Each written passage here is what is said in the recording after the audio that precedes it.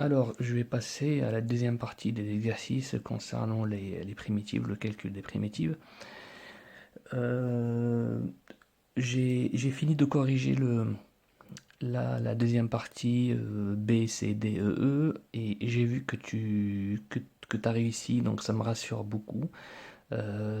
Tu maîtrises, on va dire, assez bien certaines notions du calcul des primitives, mais par contre, la première partie, c'était pas encore ça. Donc, tu t'embrouilles encore sur certains calculs, et je veux faire en sorte que tu maîtrises entièrement le calcul des primitives. Pour ça, je vais te montrer des étapes à respecter. Si tu respectes ces étapes à chaque fois que tu calcules une primitive, normalement, tu n'auras plus de soucis. Ça va être structuré et donc tu ne peux pas te tromper ou bien confondre. Alors, je vais commencer par la première fonction, f de x égale à 4 1, sur 3x moins 1 au carré. Alors la première étape, il s'agit d'identifier la forme. Donc là, bon, ça je sais que tu l'as compris, mais je vais refaire les étapes que tu dois respecter. C'est pas grave. Alors cette forme-là, elle nous donne donc sa primitive. Tu vois comment je note la primitive parce que j'ai vu que parfois tu mets u' sur un égale directement. Il ne faut pas faire ça, je l'avais dit la dernière fois. Mais entre crochets pour dire c'est la primitive de ça. C'est moins 1 sur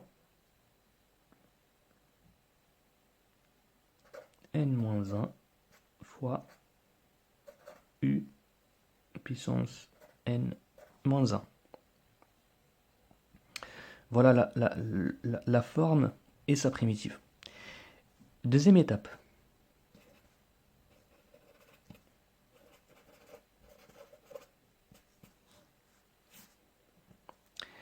La deuxième étape, il s'agit de calculer, d'identifier u. Donc u ici c'est 3x moins 1. Et u', c'est quoi? C'est 3. Eh bien, là, je vais écrire cette forme-là telle qu'elle est. C'est quoi donc? U' sur u puissance n, c'est quoi? C'est égal ici à 3 sur 3x moins 1 au carré. Voilà ma deuxième étape. Donc, c'est d'écrire la forme que je devrais avoir. D'accord?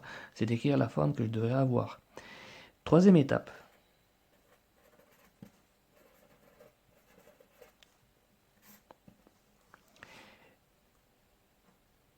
Je vais faire ça. Donc, je vais écrire la première forme.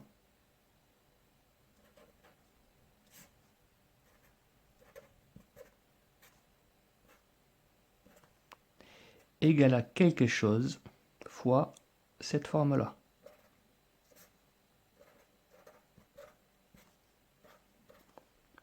Donc, et là, il suffit de compléter ce qui manque ici. Donc, voilà ma forme originale, c'est-à-dire la forme sur laquelle je travaille. Et voilà la forme que je devrais avoir pour que je puisse calculer la forme remarquable de primitive. Donc à ce moment-là, donc je vais dire, donc je prends ce nombre-là et je le divise par celui-là. Donc 4 divisé par 3, ça me donne 4 tiers. Et là, j'ai fois. Voilà comment comment je modifie la forme de ma fonction principale bien sûr, tout en dégageant la forme remarquable de la primitive. C'est celle-ci, tu vois. C'est la forme remarquable de la primitive, je l'ai extraite. Mais en multipliant par 4 tiers, je maintiens la forme principale sans la changer. Voilà les trois étapes que tu dois respecter à ce moment-là. Donc je calcule après, donc la quatrième étape, je fais mon calcul. Donc quatrième étape, calcul de la primitive.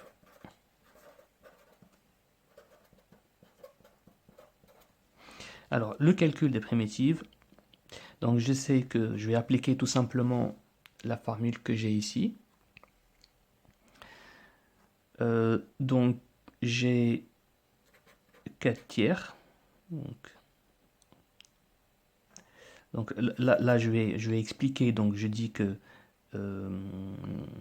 4 sur 3x moins 1. Donc ça, c'est f de x. Hein. D'accord? Donc il faut faire attention. Ne confonds pas f de x, petit f et grand F, parce que j'ai vu que parfois tu confonds les deux. Hein, c'est-à-dire ce que tu mets, c'est pas vraiment petit f. Donc c'est égal à 4 tiers fois 3 sur 3x moins 1 au carré. Et là, maintenant, je vais commencer le calcul de la primitive. Donc là, je mets f de grand F de x égale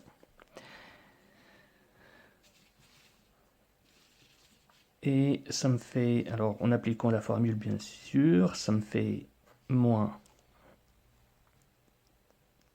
1 sur, donc n moins 1 ça fait 1 fois u, donc il me reste 3x moins 1 puissance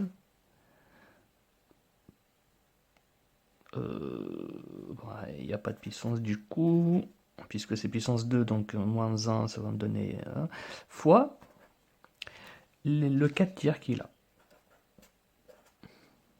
Donc f de x égale 4, moins 4 plutôt, sur 3. Et voilà ma primitive.